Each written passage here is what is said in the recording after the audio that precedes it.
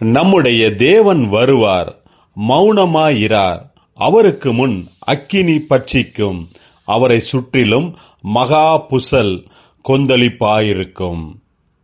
கர்த்தருக்குள் பிரியமானவர்களே, உங்கள் அனைவருக்கும் இனிய காலை வணக்கங்கள். இன்றைய வேத வசன தியானத்திற்கென்று நாம் தெரிந்தெடுத்திருக்கும் வேத பாகமானது மத்தேயு 3ஆம் அதிகாரம் 8ஆம் வசனம். மனம் திரும்புதலுக்கு ஏற்ற கனிகளை கொடுங்கள். பிரியமானவர்களே, இன்றைய வேத தியானத்தின் தலைப்பு கனி கொடுக்கிறவர்களாக இருங்கள் என்பதே. யோவான் ஸ்நானகன் வரப்போகிற மேசியாவான கர்த்தருக்கு வழியை ஆயத்தம் பண்ணுகிறவராய் இருந்தார்.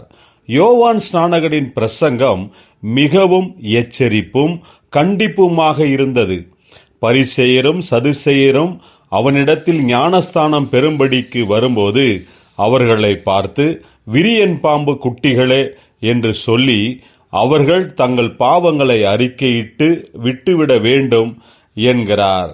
அவர்கள் ஞானஸ்தானம் பெற்ற பிறகு எப்படியாக நடந்து கொள்ள வேண்டும் என்பதை பற்றியும் பிரசங்கம் பண்ணுகிறார்.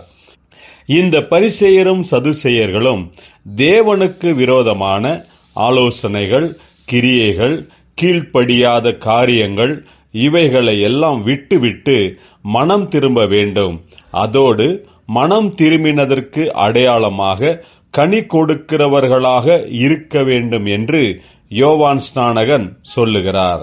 பிரியமானவர்களே, நாம் கர்த்தரிடத்தில் மனம் திரும்பி இருக்கிறோம் என்று வெறும் வார்த்தையினால் சொன்னால் மட்டும் போதாது. ஞானஸ்தானம் பெற்றிருந்தால் மட்டும் போதாது. நாம் நம்முடைய வாழ்க்கையில் கனி கொடுக்கிறவர்களாக இருந்து மற்றவர்களுக்கு முன்பாக நம்மை கிறிஸ்தவர்கள் என்ற சாட்சியாக நிலை நிற்க வேண்டும். அப்படி இருக்கும்போதுதான் அது கர்த்தருக்கு பிரியமானதாக இருக்கும்.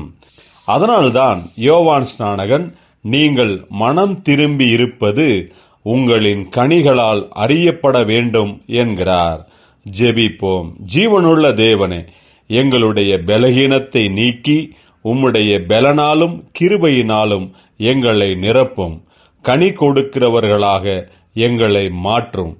உம்முடைய நாமத்தை மகிமைப்படுத்தும். இயேசு கிறிஸ்துவின் நாமத்தில் ஜெபிக்கிறோம் நல்ல பிதாவே. ஆமேன்.